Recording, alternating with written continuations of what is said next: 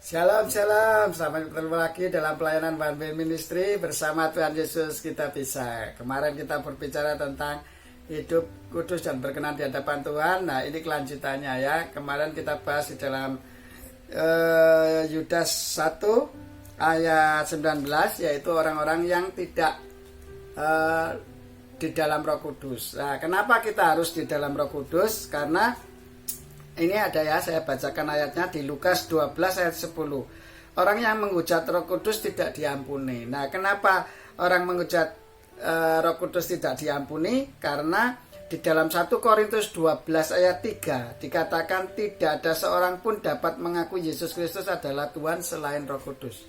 Jadi intinya ayat-ayat ini kan sering saya baca, cuma kan ayatnya sering tidak saya kasih di mana gitu ya, saya suruh cari sendiri lah.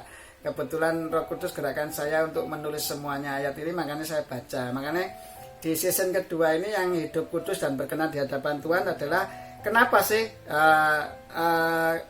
orang-orang yang menghujat Roh Kudus itu tidak diampuni? Kenapa mereka jika tidak di dalam Roh Kudus hidupnya hanya kesenangannya hal-hal duniawi seperti yang season kemarin ya, seperti dikatakan di dalam Yudas 1 ayat 19, mereka adalah seringnya hawa nafsu, memecah belah ya, iri hati, kebencian, ya pokoknya hal-hal kedagingan semua yang duniawi, hanya duniawi saja. Nah, itu yang tidak dipenuhi Roh Kudus. Jadi tanda orang-orang yang dipimpin Roh Kudus dan tidak dipimpin Roh Kudus, hidup harus kudus, ya itu sudah kelihatan. Nah, kita sekarang lebih tahu karena firman Tuhan sudah dijelaskan di dalam Yudas 1 ayat 19. Satu pasal itu kalau bisa dibaca satu, ya memang Yudas katanya cuma satu pasal kayak kakak saya lupa. Coba aja nanti dibaca di Yudas ini ya, pasal 1 dibaca semua satu pasal gitu. Jadi kita ngerti maksudnya Tuhan itu apa kalau kita tidak di dalam Roh Kudus. Nah, kenapa kok orang-orang yang tidak di dalam Roh Kudus itu dalam kedagingan? Karena kalau tidak di dalam Roh Kudus, mereka itu tidak dipimpin dalam seluruh kebenaran firman Tuhan. Karena hanya Roh Kudus aja ya, pada saat Yesus Kristus naik ke surga, dia ngomong gini, santai aja anak-anak Tuhan, aku memang sudah tidak bisa melayani lagi di bumi ini, tetapi aku akan memberikan kamu yaitu seorang penolong yang kuminta kepada Bapa, karena aku nanti di kanan Allah Bapa. Ya, saat ini Tuhan Yesus sudah di kanan Allah Bapa, makanya dia menyerahkan seluruh pelayanan di dunia saat ini adalah di dalam Roh Kudus. Tak berikan roh penolong yaitu roh kebenaran, yaitu Roh Kudus untuk menuntun kamu dalam seluruh kebenaran Allah. Jadi kalau kita sekarang nggak mau menerima Roh Kudus, ya kita nggak bisa mengaku bahwa Yesus Kristus adalah Tuhan. Nggak bisa. Jadi kalau yang bisa membuat kita bisa mengaku itu seperti dikatakan ini ya di Alkitab 1 Korintus 12 ayat 3. Ya, 1 Korintus 12 ayat 3 kan jelas tidak ada seorang pun dapat mengaku Yesus Kristus adalah Tuhan selain Roh Kudus. Jadi kalau kita bisa mengucapkan Yesus Kristus adalah Tuhan dan percaya dalam hati, di Roma itu dijelaskan percaya dalam hati dibenarkan dan mengaku dengan mulut kamu diselamatkan. Nah, intinya kalau kita sudah bisa mengaku bahwa Yesus Kristus adalah Tuhan, itu karena Roh Kudus sudah ada di dalam dirimu. Jadi kalau kita nggak percaya Roh Kudus seperti tadi, akibatnya kita melakukan hal-hal kedagingan yang di season kemarin ya. Itu hal-hal kedagingan yang muncul dalam kehidupan kita, sehingga kita tidak berkenan di hadapan Tuhan dan tidak bisa hidup kudus. Nah, terus kemudian kalau Roh Kudus menuntun kita dalam seluruh kebenaran, apa konsekuensinya? Konsekuensinya ya kita bisa hidup kudus karena kuduskanlah mereka dalam kebenaran, firman-Mu adalah kebenaran ya. Jadi firman Allah ini yaitu Allah sendiri, yaitu yang membuat kita hidup kudus. Karena apa? Firman ini kan adalah kebenaran Allah. Jadi yang menuntun kita masuk dalam kerajaan surga ya, dan menjadi berkat bagi sesama selama kita hidup di dunia. Jadi Tuhan itu menggunakan kita untuk memberkati orang lain. Nah, jadi gini saudara, jangan sampai kalau ada saudara-saudara kita yang jatuh di dalam dosa atau dalam apapun, itu kita justru itulah orang-orang yang terhilang, orang-orang yang perlu kita kasihi, orang-orang yang perlu kita list di dalam doa-doa kita ya. Jangan kita musuhi mereka. Nanti kalau kita masih punya sifat pemecah belah, terus untuk keinginan hawa nafsu dunia seperti dikatakan dalam 1 Yudas 1 ayat 19 itu saudara, nanti kita itu orang-orang yang belum di dalam Roh Kudus. Lah, kenapa bisa begitu?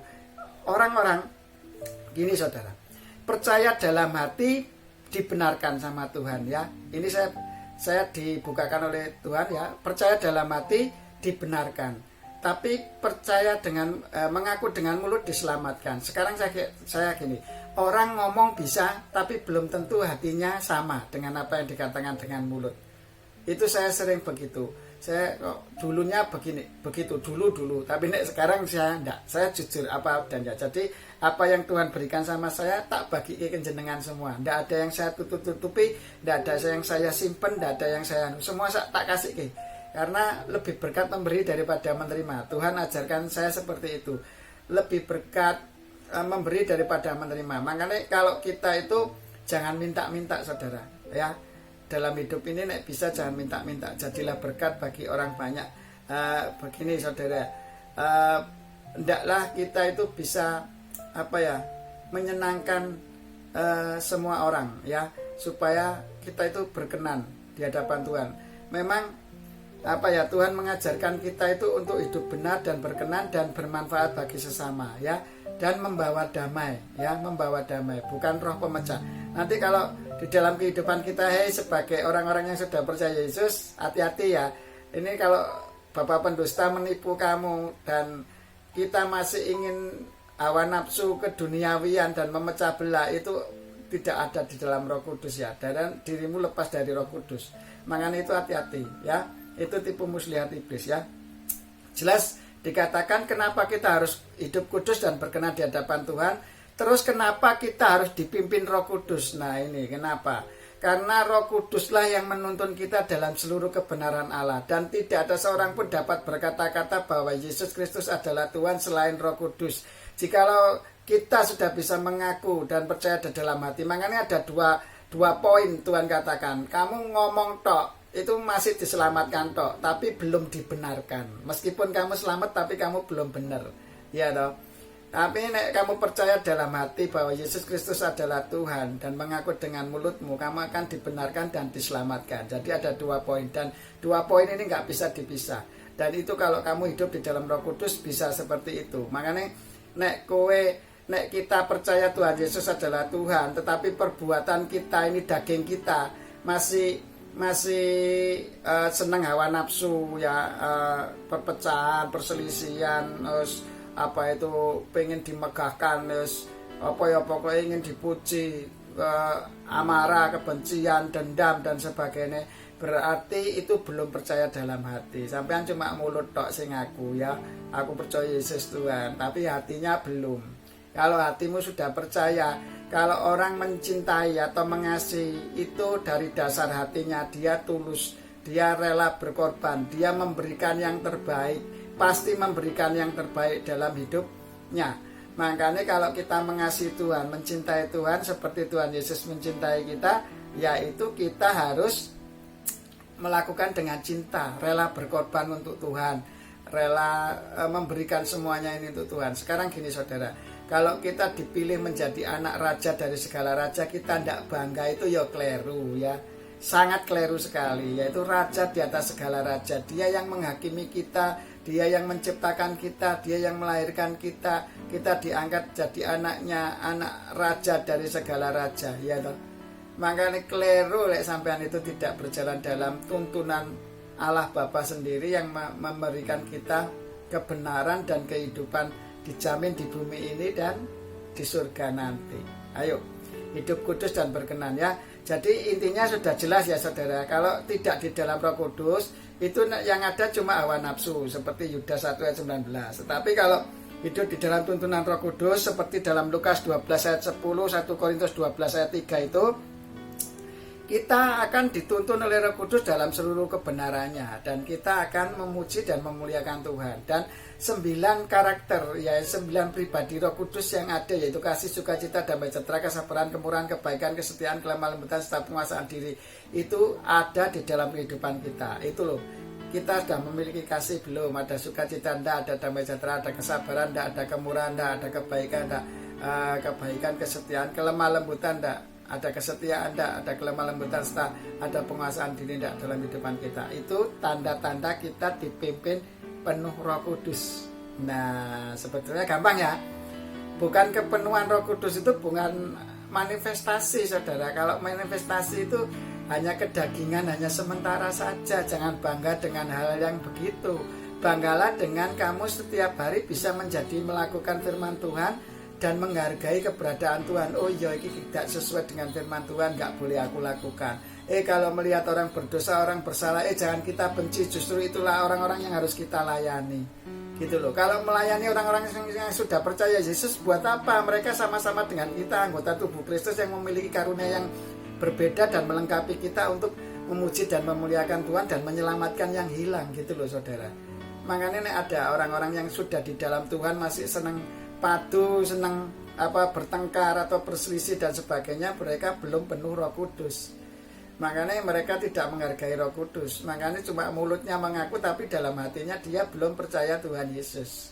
Karena kalau sudah percaya dalam hati mesti dibenarkan, dan dibenarkan itu dalam hati, berarti tubuhnya itu berbuat benar, saudara. Maksudnya percaya dalam hati dibenarkan.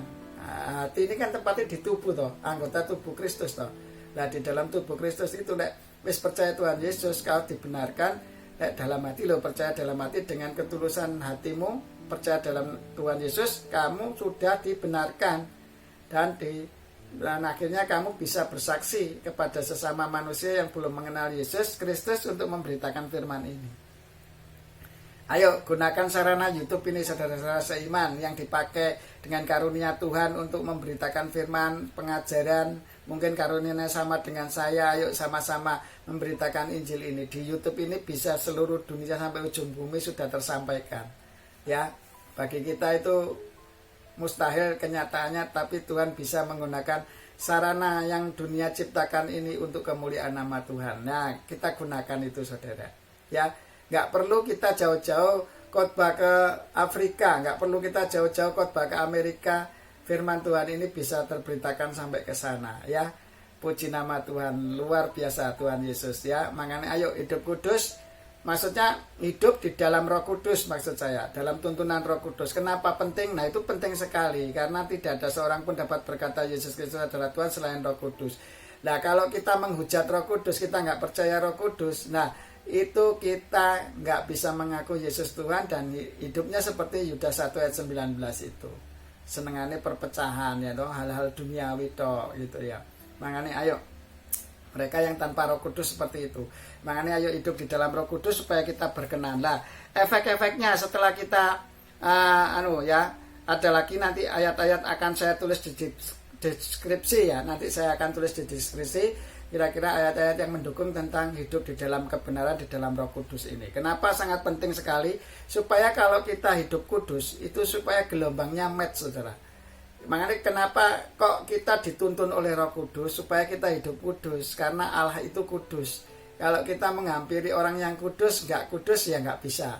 Makanya kalau di satu gini, kalau saya kepingin beribadah di satu gereja, ya toh, saya belum menjadi anggota gereja di situ, bisa enggak, saudara? Ya bisa, tetapi fasilitas-fasilitas yang ada di gereja itu kita tidak bisa menikmati karena kita bukan anggota, gitu loh. Kan ada hal-hal yang khusus biasanya anggota itu apa gitu ya. Nah, itu padahal menurut dunia ya begitulah, menurut dunia, tetapi menurut Kristus kan tidak seperti itu. Semua orang yang percaya itulah anggota tubuh Kristus, berarti semua memiliki aturan yang sama sesuai yang Tuhan Yesus ajarkan. Makanya gini, saudara, ayo ikut di dalam Tuhan, ya, di dalam tuntunan Roh Kudus. Itu nanti kita, Roh Kudus itu kan menuntun dalam kebenaran supaya kita hidup kudus. Kenapa kita harus hidup kudus? Karena supaya kita menghampiri tata yang kudus itu biar bisa. Nah, makanya kenapa orang yang belum percaya Tuhan Yesus kalau datang ke Tuhan itu harus bertobat dulu, menerima Yesus supaya dosanya diampuni dan supaya dia hidupnya dibenarkan dan dikuduskan. Nah, pada saat kita, saudara-saudara yang dikasih Tuhan, hidup kita belum kudus, kita itu nggak bisa met gelombangnya. Meskipun kita doa nangis-nangis sampai kejar, sampai kesel, ya kita karena gelombangnya kita belum beres, ya toh, nggak met, gelombangnya nggak sama, jadi nggak bisa ketemu, saudara. Ya, pada saat zaman dulu kalau para imam itu mau masuk tempat Maha Kudus di satu bait suci gitu, dia ditaleni perutnya, saudara. Kalau nanti meninggal tinggal ditarik. Kalau hidupnya tidak berkenan, kudus langsung mati dia, saudara. Nah, kita juga begitu loh, hati-hati dalam hidup ini supaya kita itu hidupnya kudus terus dan berkenan di hadapan Tuhan, supaya gelombangnya met. Nah, pada saat kita gelombangnya tidak met, mau kita berdoa sampai kemeng ya tidak diberkati oleh Tuhan. Kenapa tidak diberkati Tuhan? Sekarang saya tanya. Ada jawabannya, saudara. Sekarang gini, pada saat kita tidak hidup benar, ya toh, Tuhan sakjane pingin berkati anaknya yang hidup tidak benar ini. Terus mau diberkati sama Tuhan, setannya datang ke Tuhan. Loh Tuhan, kue kok Allah yang tidak adil, anakmu berbuat dosa kok engkau berkati. Lah Tuhan nggak bisa. Akhirnya berkat itu nyantol di atas kepala sini tok loh, di depannya saudara sini tok berkati. Ding gitu ya. Terus begitu saudara minta ampun, tobat sama Tuhan dan hidup benar lagi dalam Tuhan, berkati jeblok, duks, ditampani. Haleluya, haleluya, haleluya. Dapat berkat. Kalau sudah hidup benar, berkenan dalam tuntunan Roh Kudus, setan iblis tidak bisa menuduh kita. Dan dia tidak bisa menghujat Allah, ayo anakmu wis taat, saiki kau berkati. Nggak bisa begitu. Dia sudah tidak bisa apa-apa. Anaknya taat ya layak terima berkat. Tetapi kalau anaknya nggak taat, nggak hidup dalam kekudusan, nggak hidup dalam kebenaran Tuhan, ya nggak diberkati. Itu nggak salahnya Tuhan. Sebetulnya berkatnya sudah ada di depan kita. Hari kita terima begini saja. Tetapi karena kita berbuat dosa, kita hidup di dalam tuntunan bapak pendusta, akhirnya bapak pendusta menegur Tuhan Yesus. Mana katanya engkau Allah yang adil? Nah, engkau Allah yang nggak adil berarti engkau memberkati anak-anakmu yang berbuat dosa. Nah itu saudara, hubungannya nanti ke situ. Makanya segala berkat jasmani dunia ini, sehingga kita ini nggak diberkati Tuhan. Kenapa? Ya itu salah satunya adalah karena perbuatan dosa kita. Yang kedua adalah ujian dari Tuhan. Ujian dari Tuhan itu melihat karakter keimanan seseorang supaya bisa rendah hati, ya, bisa berkenan di hadapan Tuhan dan menyenangkan Tuhan, ya. Nanti kalau semua kita ini menyenangkan Tuhan dan berkenan sama Tuhan, minta apa saja yang diinginkan hatimu, ya. Seperti yang season-season kemarin, apa yang diinginkan hatimu, yaitu pemikiran Kristus, penglihatan Kristus, pendengaran Kristus, perkataan Kristus, itu yang kita ingini, yaitu menyelamatkan jiwa-jiwa yang belum mengenal Tuhan Yesus, orang-orang yang terhilang. Justru kita harus mengasihi mereka, hiduplah kudus dan berkenan menjadi penjala jiwa, kata Tuhan, ya. Beritakan firman Tuhan sampai ke ujung bumi, yaitu di channel YouTube ini pun sudah tersampaikan sampai ujung bumi. Dan kami yakin nanti Tuhan akan pakai kita semua menjadi alatnya untuk semakin berkenan. Ayo hidup kudus dan berkenan, percaya Roh Kudus. Nek percaya Roh Kudus itu ada dua, yaitu dalam hati dan perkataan, ya. Percaya dalam hati dan perkataan. Coba gini, aku nyayangi istriku, aku percaya dalam hati itu, aku cuintal sampai bojoku, tapi aku gak pernah ngomong, meneng aja. Ya bojone ora ngerti karepe apa iki, ya. Pacare maksudnya, pacare sebelum jadi istri kan begitu.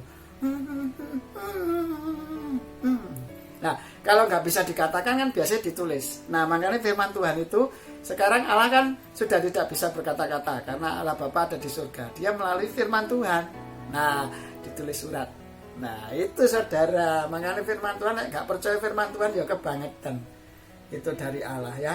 Biarlah ada orang-orang yang menyangkal bahwa Injil itu adalah kebenaran Tuhan, terserah mereka, nggak apa-apa. Itulah orang-orang yang terhilang, yang harus kita doakan, harus kita kasih. Jangan kita musuhi, ya.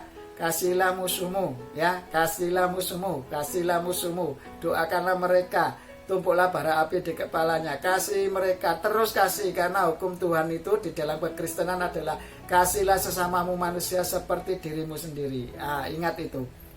Ya, kayak banyak sekarang ya hamba-hamba Tuhan yang menyangkal kebenaran firman Tuhan, ataupun yang yang pokoknya orang-orang yang tidak percaya Tuhan Yesus. Nggak apa-apa, biarin aja.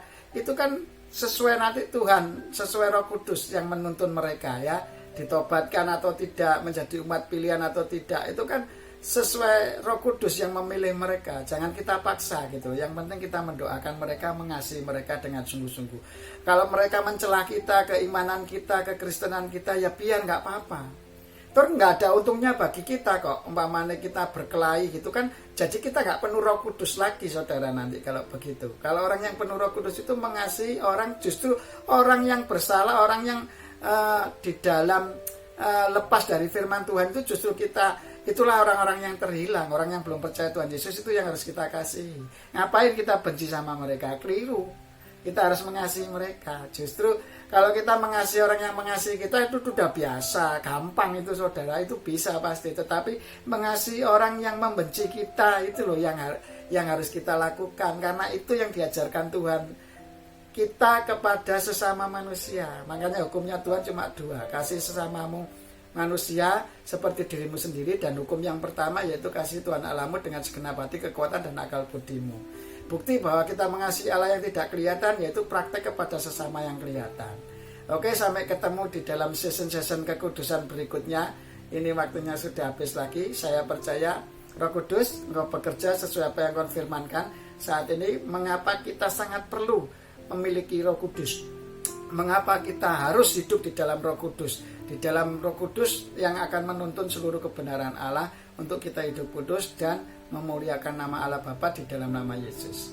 Bapa di dalam kerajaan surga, dikuduskan namamu, datanglah kerajaanmu, jadilah kehendakmu di bumi seperti di surga. Cukupkanlah makanan kami sepanjang hari ini, dan ampunilah kesalahan kami seperti kami mengampuni orang yang bersalah kepada kami.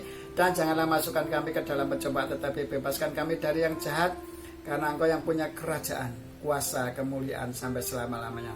Engkau adalah yang awal dan yang akhir. Engkau yang menguasai kehidupan kami. Tutup bungkus dengan kuasa darah-Mu, lindungi dengan malaikat-Mu, dan firman-Mu iya dan amin terjadi sesuai apa yang Kau firmankan, menjadi rema-rema bagi setiap pendengar firman-Mu. Daging mereka sudah dikuasai oleh firman-Mu, hidup kudus dan berkenan, dan mengaku dalam hati bahwa Yesus Kristus adalah Tuhan, dan mengaku dengan mulut bahwa Yesus Kristus adalah Tuhan. Terima kasih Bapa, makasih Yesus, makasih Roh Kudus. Dengan penuh sukacita bersyukur dalam tuntunan Roh Kudus-Mu, kami yakin apa yang tak sempat kami pikir, renungan rancangan atas setiap firman kami Engkau sudah sediakan bagi kami, dan kami yakin kami sudah mempersembahkan tubuh kami sebagai persembahan yang hidup, kudus, dan berkenan di hadapan-Mu sebagai ibadah yang sejati. Terima kasih, Engkau berkati semua pendengar-pendengar firman-Mu yang sarana menyediakan sarananya ini, sarana YouTube, dan orang-orang yang tergabung dalam media-media yang lain, semuanya di dalam kasih dan berkat-Mu. Haleluya, dalam nama Yesus, amin. Haleluya. Shalom, bersama Tuhan Yesus kita, bersama Tuhan Yesus kita bisa sampai ketemu lagi di season-season berikutnya bersama One Way Ministry. Haleluya, amin.